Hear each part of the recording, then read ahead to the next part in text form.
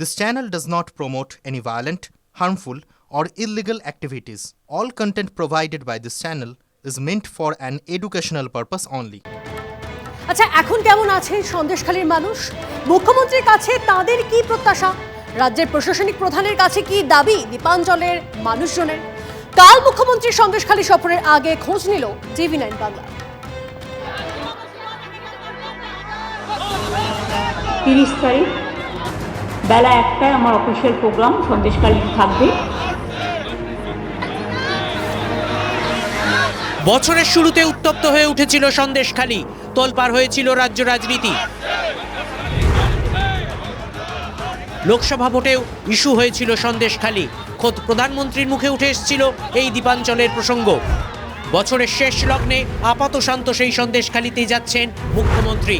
সেখানে বিভিন্ন সরকারি প্রকল্পে সাহায্য প্রদান করবেন তিনি। এটাই সন্দেশখালীর পাত্রপাড়া, আর এই পাত্রপাড়া থেকে দেখা যাচ্ছে মুখ্যমন্ত্রীর সভা। ওই সভাস্থলে মুখ্যমন্ত্রী সভা করবেন, কিন্তু সন্দেশখালী যখন উত্তপ্ত হয়েছিল সব থেকে গর্জে উঠেছিল এই পাত্রপাড়ার মানুষেরা। তারা মনে করছেন 1 বছর ধরে কেন মুখ্যমন্ত্রীর সময় হলো না, এই নিয়ে তারা যেমন প্রশ্ন তুলছেন, আবার কেউ কেউ বলছেন মুখ্যমন্ত্রী আসবেন, তিনি তার প্রশাসনিক কাজ করবেন, প্রশাসনিক বৈঠক সারবেন, তারপর চলে যাবেন। কিন্তু সন্দেশখালীর মানুষের জন্য কি হবে? সন্দেশখালীর মানুষের সঙ্গে তো তিনি কথা বলবেন না, সেই কর্মসূচি তো তার তালিকাতে নেই। বক্তব্য দিয়ে উনি বেরিয়ে যাবেন, তা গ্রামের মানুষের সমস্যাটা কি করে উনি শুনবেন, সেটাই হচ্ছে চিন্তার বিষয় এখন আর কি। আমাদের প্রথম থেকে এ পর্যন্ত আমাদের মাননীয় মুখ্যমন্ত্রীর প্রতি ভরসা আছে, কিন্তু এখানে যা ঘটনা ঘটে গেল একটু আগে আসলে ভালো হতো। আমাদের মনে হচ্ছে যেটা যখন বিপদের সময় এলো না, এখন আসে আমাদের কোনো উনি এসে এখন নিরাপদ হবে কি না ওটা তো ভবিষ্যতের কথা, এখন কি করে বলবো। সন্দেশখালীর মানুষের প্রত্যাশা ছিল দিদি আসছেন, এটাই যথেষ্ট। আক্ষেপ আশা আকাঙ্ক্ষার দোলাচলের মধ্যে উকি দিয়ে যাচ্ছে সেই বহিরাগত বিতর্ক। যারা মুখে মাস্ক পরে পরে ছবি তুলছে, ধরাও পড়েছে বিজেপির কর্মী, কিভাবে তারা বাইরে থেকে নিয়ে এসে একটা এলাকাকে অশান্ত করার চেষ্টা করেছে। মুখ্যমন্ত্রী তিনি বলেছিলেন যে এই সব মানুষজন নাকি বহিরাগত, তারা বারবার এই বিষয়ে প্রতিবাদ জানিয়ে এসেছেন। অবশেষে মুখ্যমন্ত্রী আসছেন, কিন্তু তাদের যেই ক্ষোভ রয়ে যাচ্ছে। আপনাদের বহিরাগত বলা হয়েছিল, তো সেটা নিয়ে এখন আপনাদের কি মনে হয়? মুখ্যমন্ত্রী তো আসছেন, উনি যদি মনে করেন যে আমার এই কথাটা বলা সত্যিকারের ঠিক হয়নি, তাহলে আমাদের দুঃখটা কিছুটা মোচন হবে। বহিরাগত তো অনেকেই ছিলেন, শুভেন্দু অধিকারী এসে উত্তপ্ত করেছিল, এখানে বিজেপি মহিলা মোর্চার লোকরা উত্তপ্ত করেছিল। সন্দেশখালীর মানুষ তো আন্দোলন করেছিল, তাদের দাবিগুলো পূরণ করেছেন মুখ্যমন্ত্রী, জমি ফেরত দিয়েছেন। যা সমস্যা ছিল প্রতিটা পাড়ায় পাড়ায় পুলিশ ক্যাম্প করে, ডিস্ট্রিক্ট ম্যাজিস্ট্রেট তিনি ক্যাম্প করে, বিডিও তিনি ক্যাম্প করে মানুষের সমস্যার সমাধান করেছেন। ফলে কিছু বহিরাগত মানুষ ছিলেন, এতে ভুল স্বীকার করার কিছু নেই। শীতের মিঠে রোদ মাখা সন্দেশখালীতে মুখ্যমন্ত্রীর সভা, শেষ মুহূর্তের প্রস্তুতি চলছে পুরোদমে।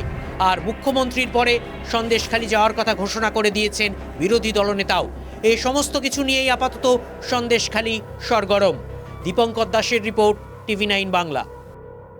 মদ কেনার টাকা না পেয়ে তৃণমূল নেতার অনুগামীদের তাণ্ডব, দমদমে অফিস ফেরত যুবকদের বেধড়ক মার। আক্রান্তদের অভিযোগ, দক্ষিণ দমদম পুরসভার 13 নম্বর ওয়ার্ডের প্রাক্তন কাউন্সিলর তথা স্থানীয় তৃণমূল নেতা প্রবীর পালের অনুগামীরা গতকাল অফিস ফেরত যুবকদের কাছে মদ্যপানের জন্য টাকা দাবি করে। টাকা দিয়ে দিতে অস্বীকার করায় আগ্নেয়াস্ত্র, রড, হকি স্টিক দিয়ে মারধরের অভিযোগ। গুরুতর আহত শ্রীতম চট্টোপাধ্যায় ও সানি সিং নামে 2 যুবক।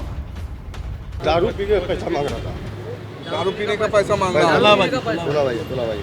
देखा हम न्यायालय कहा बोल के रोक दिया। आपको मारा किससे मारा? बंदूक का बैट से। তাদের কাছে মদ খাওয়ার টাকা চায়, তারা দিতে না পারায় তাদের উপর অকথ্য ভাষায় রিভলভারের বাঁট দিয়ে, এবং তারা মেরেছে, তারা সমাজ বিরোধী। প্রাক্তন কাউন্সিলর প্রবীর পালের ছত্রছায়া এরা গড়ে উঠেছে। প্রত্যেকটা সমাজেই কিছু এই ধরনের মানুষ থাকে, এরা তোলাবাজি করে, এরা মদ খায়, গাঁজা খায়, এছাড়া এদের আর কোনো ফাংশন নেই। এরা ওয়ার্ডকে শান্ত, ওয়ার্ডকে বিশৃঙ্খল করবার জন্য এই চেষ্টা চালিয়ে যাচ্ছে। আমি প্রশাসনের কাছে সাহায্য চাইছি যে কোনো মূল্যে যারা এই অন্যায় করেছে তাদেরকে যেন অবিলম্বে গ্রেপ্তার করা হয়। ক্লাবের দখল নিয়ে রণক্ষেত্র সোদপুরের প্রিয়নগর। দুই গোষ্ঠীর তুমুল হাতাহাতি, সংঘর্ষে আহত 3 জন। জানা গিয়েছে স্থানীয় প্রিয়নগর ক্লাবের কমিটি এক গোষ্ঠীর হাতে দীর্ঘদিন ধরে ছিল। বর্তমান কমিটি ভেঙে নতুন কমিটি করার জন্য ক্লাব প্রাঙ্গণে এক আলোচনা সভার আয়োজন করা হয়। সেই আলোচনা সভার তর্কাতর্কি বচসা থেকে বেঁধে যায় সংঘর্ষ। খড়দহ থানার পুলিশ গিয়ে পরিস্থিতি সামাল দেয়।